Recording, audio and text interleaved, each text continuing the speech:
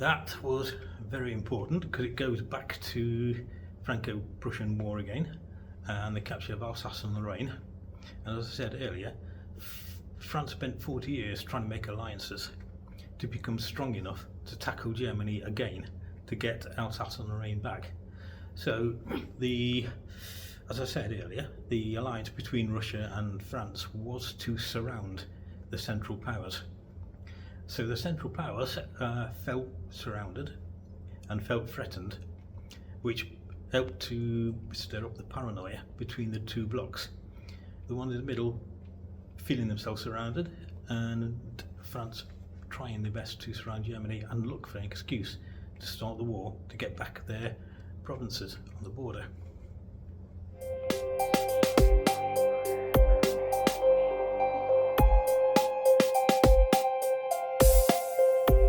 I don't think so. Again, it goes back to the same topic of Alsace and Lorraine, which has not had enough publicity in the past. Basically, France wanted to recapture it and take it for themselves, and Germany wanted to hold on to it as a buffer. So there's no sort of path in between. So that's always going to be a huge problem for diplomacy, because both sides were determined to own it, and Britain was also, I think, determined to take on the German Navy to regain its domination of the maritime world's navy, the maritime world and the navies of the world. So there were so many entrenched opinions with very little leeway in between. So I don't think it could have been stopped.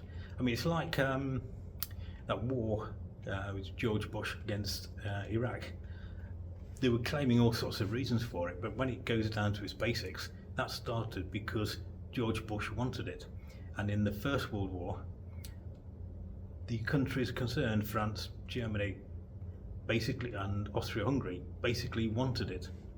So that would be very, very difficult to stop by any diplomatic means, because there was such a determination and a momentum behind it.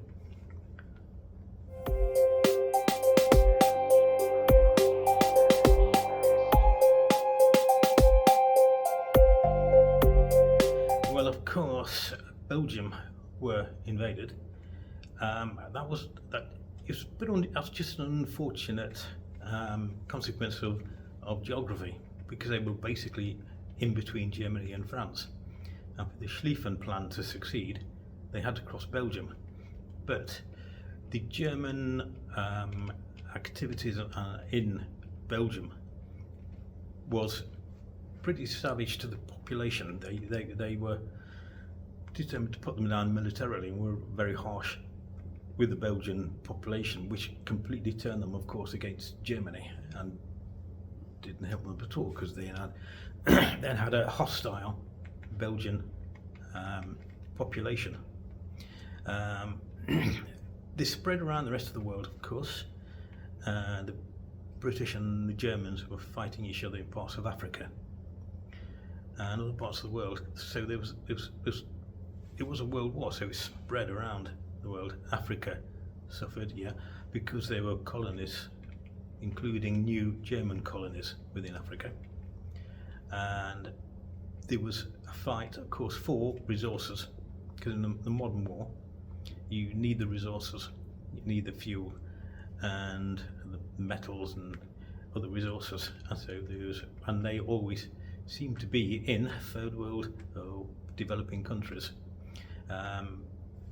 So they were sort of the victims because of their greed for their resources.